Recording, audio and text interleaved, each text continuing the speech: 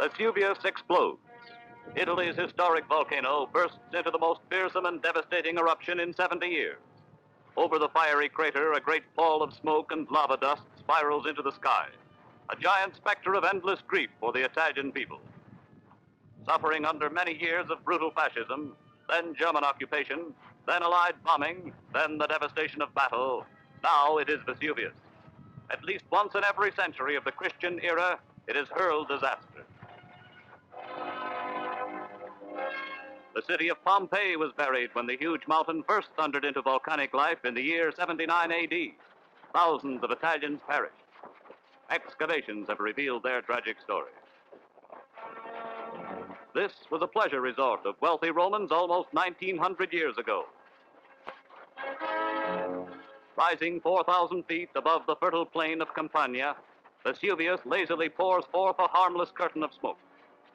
Naples, 10 miles from the slumbering peak, lies in comparative safety except for the deluge of volcanic ash that will blanket the city. Then, with a few warning rumbles, Vesuvius belches fire, flame, and molten rock in a fearsome spectacle.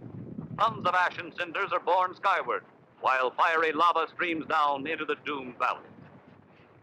The overflowing crater erupts with a mounting temperature of liquid steel close to the summit, which carries its fiery heat long after it loses incandescence. The Italian people are stunned. The crushing mass of lava moves relentlessly toward towns in the valley, an all-consuming force from 30 to 90 feet high, throwing off terrific heat and sulfurous fumes as it ignites everything combustible in its path.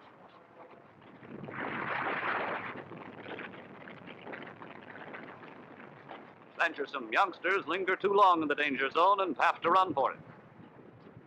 The wall of lava sweeps on. Frightened Italians try barricades of brush, hoping to check the cooling edge of the flood until it may solidify and build up a dam. But man's weak efforts against this monstrous force are hopeless.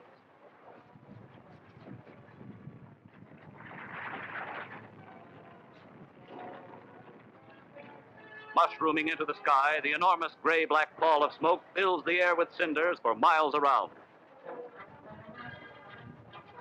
From fiery regions far deeper in the earth than any mine ever dug by man, the hot lava is a reminder that the earth was once just such a molten mass, gradually cooling until it formed an outer shell. This phenomenon is simply a weak spot in the shell. From the flaming depth, the liquid rock is forced to the surface by the pressure of the Earth's crust. As it boils from the crater of Vesuvius, lava may have a temperature of more than 2,000 degrees Fahrenheit. And in this major eruption, it carries the terrific heat far down the slopes of the mountain. It carries a crushing weight that dooms cities and towns.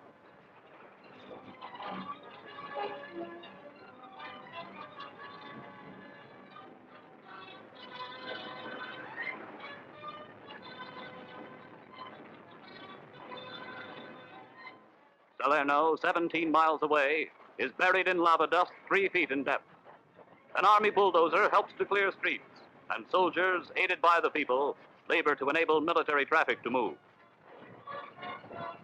A costly disaster is soon apparent.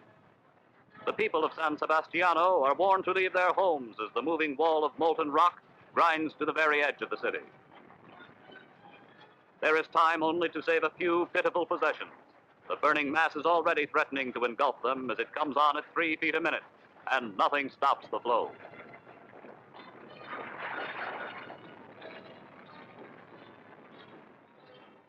The revered image of San Sebastiano's patron saint is festooned with offerings.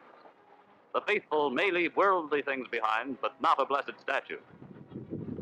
So long as the eruption continues, the catastrophe grows, with ever the chance that new rivers of fire will flood from the crater.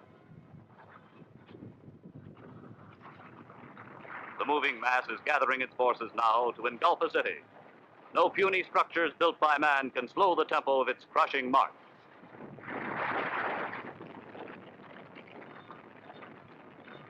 Already, smoke and dust from crashing walls are seen, as fire spread with the flow of the lava tide into the heart of the city itself. Its people are appalled. These are their homes. Hoping against hope, others wait until it's imperative to move on. War has seared much of Italy, with half the land a battlefield. But a stricken people see before them forces of destruction more devastating than the worst that man has ever devised.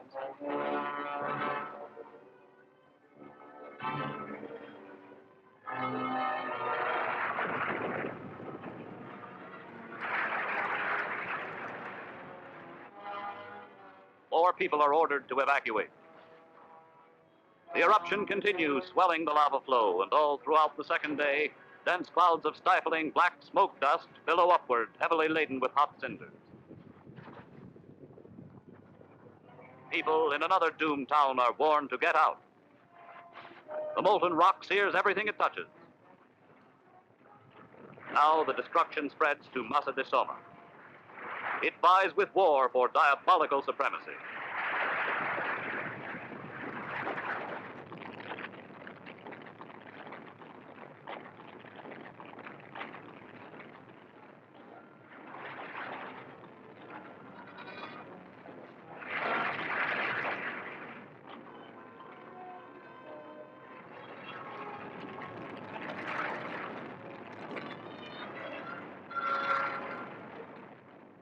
Orphans of war, hardened to bombing and shelling, are benumbed by this new terror.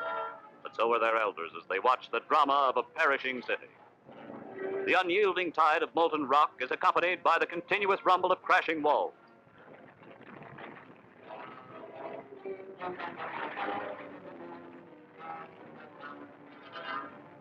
Faces reflect the tragic scene.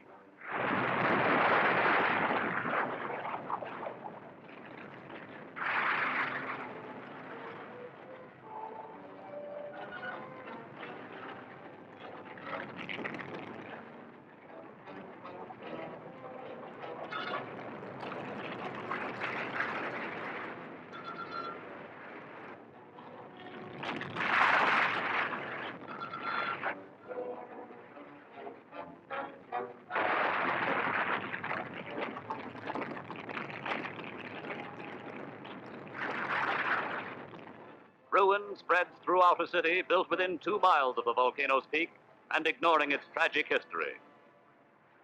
They move to safe havens, but they'll come back. Each generation seems to forget this horror, though once in every century the cycle of the volcano's activity seems certain to reach a period of unpredictable danger.